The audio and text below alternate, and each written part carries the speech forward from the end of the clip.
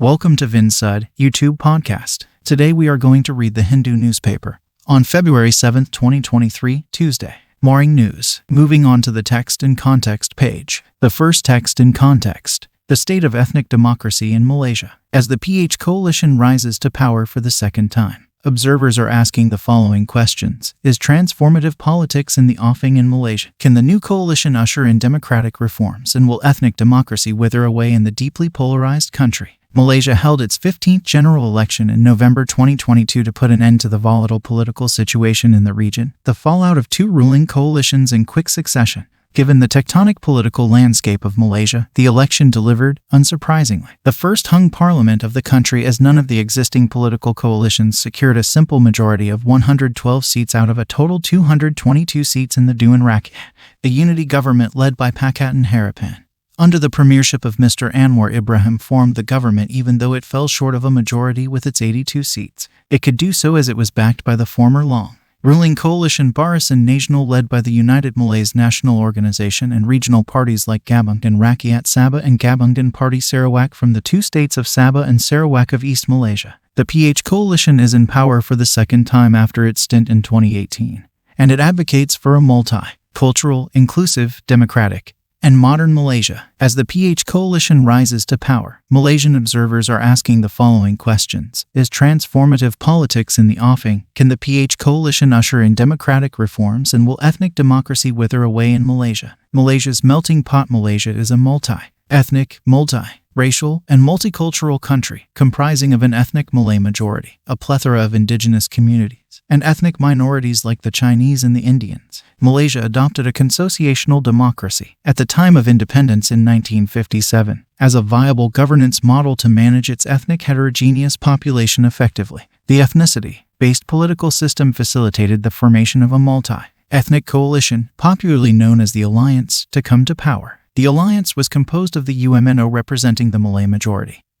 and minority ethnic political partners, the Malaysian Chinese Association and the Malaysian Indian Congress. Consociational democracy was a successful political model from independence up until 1969, but after the unprecedented racial riot in 1969, the alliance rechristened itself as the Barisan Nasional, or the National Front, and embarked upon a model of politics to promote only Malay rights. This was unleashed by the UMNO, which had a hegemonic political position in the ruling BN coalition, which was in power for over 6 decades since independence, until its replacement in the year 2018 by the opposition forces led by the PH coalition. The UMNO assumed political legitimacy from its dominant position in the coalition and practiced majoritarian politics. It used the Malaysian state as an apparatus to institutionalize Malay dominance, Malay language, Islam, and Malay culture in the public sphere. This hegemony was further accentuated through policy interventions. The UMNO's plan was to implement pro-Bumiputera policies in education, employment, and civil services, heralding in Malay ethnocracy in Malaysia.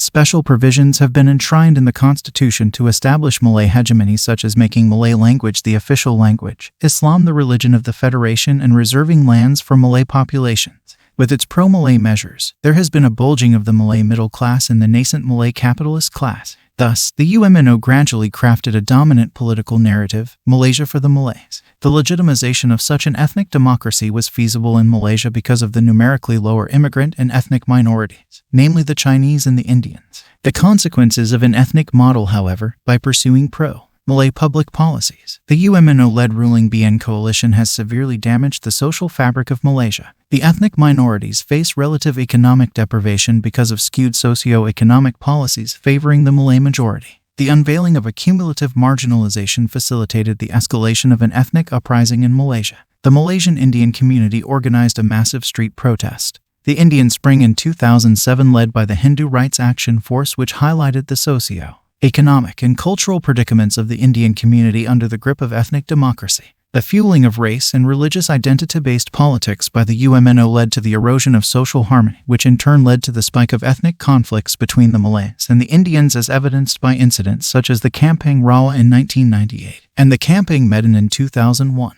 The cultural politics of the UMNO has resulted in the rise of political Islam, sectarianism, communalism, racism, xenophobia, polarization, cultural insularity, and Puritanism. Moreover, due to blatant political patronage, crony capitalism, and nepotism, the Malaysian economy has been reeling under the middle income trap for several decades. The ethnic model of UMNO politics propelled a glaring economic inequality across races and the rural-urban divide. It has led to political corruption and fed the rise of kleptocratic political figures like Najib Razak, the ex-UMNO president and the sixth Prime Minister of Malaysia, who was convicted for his involvement in the One Malaysia Development Berhad scandal. An alternative to counter the ethnic model of the UMNO, counter-political narratives have emerged. Malaysia for all Malaysians by multi-racial political parties like the Democratic Action Party and the Parti Keadilan Rakyat. These parties are not homogeneous and are afflicted with ideological ambiguities. For example, the DAP advocates for an egalitarian, secular Malaysia regardless of race and religion. The PKR, however, supports the special position of Malays, Islam as the state religion, preservation of Malay culture, and the promotion of Malay rights despite its progressive ideals and support for building a democratic, inclusive Malaysia for all Malaysians. This ambiguity is represented quite clearly through Anwar Ibrahim, the 10th Prime Minister of Malaysia, the champion of inclusive and democratic Malaysia who heads the PH coalition. He has made it quite clear in his first statement that Malaysia is a multiracial country with a special position for Malays, Islam, the Malay language, and Malay rights. Given his liberal and democratic credentials, one can expect that the politics of dominance without Malay hegemony may prevail under his regime instead of the politics of Malay dominance with hegemony, as in the case of the former Longgerling BN coalition led by the UMNO. As alternative politics is mired in contradictions, it is not a panacea for the ethnic model politics followed by the UMNO. Furthermore, the PH is facing a downward trend, despite the inclusion of newly enfranchised youth. The current situation based on the outcome of the 15th general elections, even though the political legitimacy of UMNO-led BN is weakening. New coalitions like the Perikatan Nasional, an alliance comprising Parti Islam Si Malaysia, a conservative Islamist party, and the Malaysian United Indigenous Part, are gaining political legitimacy to carry forward the Malay agenda.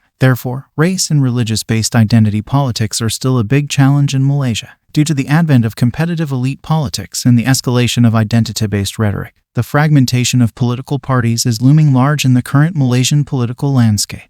Given the fractured polity, multi-ethnic coalitions, the ruling as well as the opposition, are becoming more vulnerable as they are composed of political parties with conflicting ideologies and diverse interests. Moreover, the fractured polity still favors the relevance of Malay hegemonic ethnic parties for political survival as well as for political stability. For instance, the current ruling dispensation led by PH is backed by its arch-political rival the UMNO-led BN coalition. Transformative politics or the politics of inclusion is not feasible in Malaysia under the current political circumstances.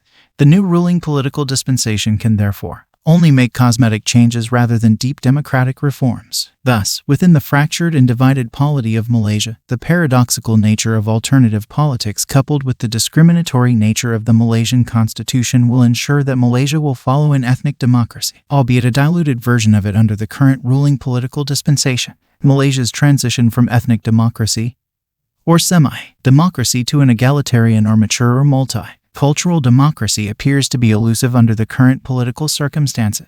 The writer is an associate professor, Faculty of Law, Sargent University, Gurugram. Moving on to the second text and context. Voice deepfakes, how they are generated, used, misused, and differentiated. What was the controversy surrounding the voice cloning service provider, 11 Labs? What are the potential threats around artificial speech synthesis? Can audio deepfakes be detected? What is the concern regarding this technology and the creative industry? The story so far. On January 29th, several users of the social media platform 4chan used speech synthesis and voice cloning service provider 11 Labs to make voice deepfakes of celebrities like Emma Watson, Joe Rogan, and Ben Shapiro.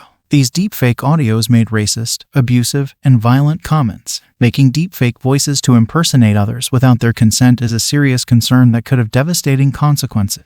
In response to such use of their software, 11 Labs tweeted saying, "While we see our tech being overwhelmingly applied to positive use, we also see an increasing number of voice cloning misuse cases." What are voice deepfakes? A voice deepfake is one that closely mimics a real person's voice. The voice can accurately replicate tonality, accents, cadence, and other unique characteristics of the target person. People use AI and robust computing power to generate such voice clones or synthetic voices. Sometimes it can take weeks to produce such voices, according to Speechify, a text-to-speech conversion app. How are voice deepfakes created? To create deepfakes, one needs high-end computers with powerful graphics cards, leveraging cloud computing power. Powerful computing hardware can accelerate the process of rendering, which can take hours, days, and even weeks, depending on the process. Besides specialized tools and software, generating deepfakes need training data to be fed to AI models. This data are often original recordings of the target person's voice. AI can use this data to render an authentic sounding voice, which can then be used to say anything.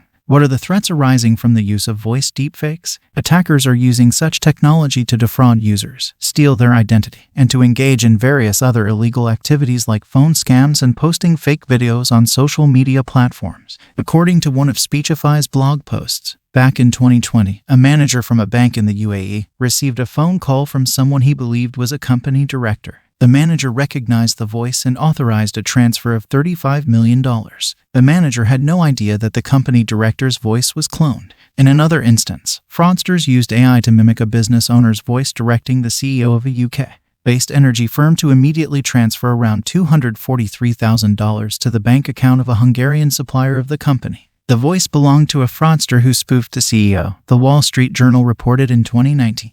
Voice deepfakes used in filmmaking have also raised ethical concerns about the use of the technology. Morgan Neville's documentary film on the late legendary chef Anthony Bourdain used voice cloning software to make Bourdain say words he never spoke. This sparked criticism. Gathering clear recordings of people's voices is getting easier and can be obtained through recorders, online interviews, and press conferences. Voice capture technology is also improving, making the data fed to AI models more accurate and leading to more believable deepfake voices. This could lead to scarier situations, Speechify highlighted in their blog. What tools are used for voice cloning? OpenAI's Volley, My Own Voice, Resemble, Descript, Respeecher, and iSpeech are some of the tools that can be used in voice cloning. Respeecher is the software used by Lucasfilm to create Luke Skywalker's voice in The Mandalorian. What are the ways to detect voice deepfakes? Detecting voice deepfakes need highly advanced technologies, software, and hardware to break down speech patterns, background noise, and other elements. Cybersecurity tools have yet to create foolproof ways to detect audio deepfakes. Speechify noted, research labs use watermarks and blockchain technologies to detect deepfake technology. But the tech designed to outsmart deepfake detectors is constantly evolving, Norton said in a blog post. Programs like DeepTrace are helping to provide protection. DeepTrace uses a combination of antivirus and spam filters that monitor incoming media and quarantine suspicious content, Norton noted. Last year, researchers at the University of Florida developed a technique to measure acoustic and fluid dynamic differences between original voice samples of humans and those generated synthetically by computers. They estimated the arrangement of the human vocal tract during speech generation and showed that deepfakes often model impossible or highly unlikely anatomical arrangements. Call centers can also take steps to mitigate the threat from voice deepfakes, according to voice recognition engineers at Pindra. Callback functions can end suspicious calls and request an outbound call to the account owner for direct confirmation. Multi-factor authentication and anti-fraud solutions can also reduce deepfake risks. Pindrop mentioned factors like devising call metadata for ID verification, digital tone analysis, and key press analysis for behavioral biometrics.